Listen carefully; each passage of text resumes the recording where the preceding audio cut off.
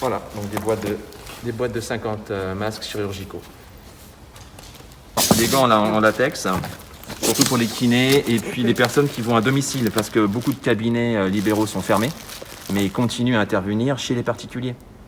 Alors les blouses, en fait, c'est ce qui est le plus demandé. Est-ce que vous pouvez nous donner... alors combien de masques vous avez, masques, gants, je crois, et blouses avez-vous réussi à obtenir? Alors nous avons reçu cette semaine un don de l'organisation caritative taïwanaise Tse-Chi, un don de 50 000 masques chirurgicaux, 10 000 gants et 1000 blouses.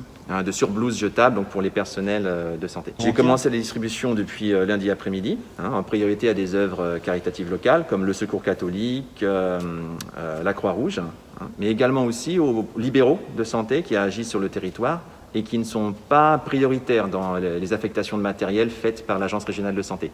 Les kinés, les dentistes, des ergothérapeutes, voilà, toutes sortes de professionnels qui vont bientôt, à la sortie du confinement, reprendre leur activité, mais qui n'ont pas le matériel toujours pour pouvoir l'exercer. Cet après-midi, je donne du matériel à une société qui fabrique du matériel médical pour traiter les cancers. Parce que le cancer ne s'arrête pas pendant le confinement. Il y a une activité qu'il faut maintenir, donc je vais les aider à protéger leur personnel, de telle sorte que la production reste à son plus haut niveau. Demain, je continue aussi à donner du matériel à un cabinet d'ergothérapeutes. Voilà. Et puis, j'ai aussi des rendez-vous avec d'autres associations caritatives qui sont sur le territoire de Marne-et-Gondoire. Je ne me contente pas de Chanteloup-en-Brie, mais j'essaye aussi d'aider les communes qui sont avec nous associées dans la même intercommunalité. J'ai beaucoup de chance parce que j'ai passé une grande partie de ma vie d'adulte ou à Taïwan ou travaillé avec des sociétés taïwanaises. J'y ai beaucoup d'amis et lorsque au mois de mars la situation sanitaire était devenue si grave en France, vous savez, ça a eu beaucoup d'écho dans la presse en Extrême-Orient et beaucoup d'amis taïwanais se sont inquiétés de la situation en France puisque nous manquions de tout.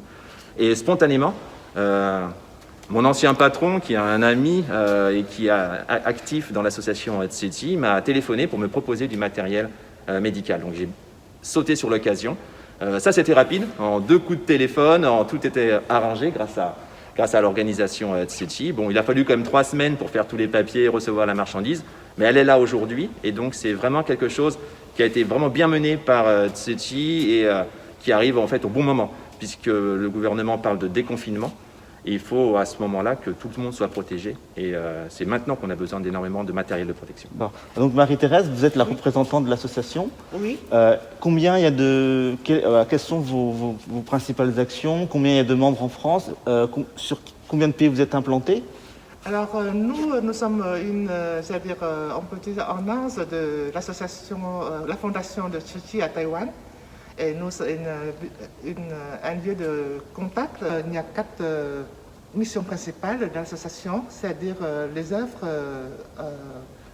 de charité et les soins médicaux et aussi l'éducation pour et aussi la culture. Ce sont des 4 missions principales dont notre maître qui nous a enseigné. C'est vrai que je dois dire que les personnels aux douanes ou à l'Agence régionale de santé nous ont beaucoup aidés. Ils ont toujours été d'un contact très facile, mais c'est vrai que la lourdeur administrative, l'organisation a fait que même avec la meilleure volonté du monde, il a fallu très longtemps pour débloquer la marchandise. Voilà.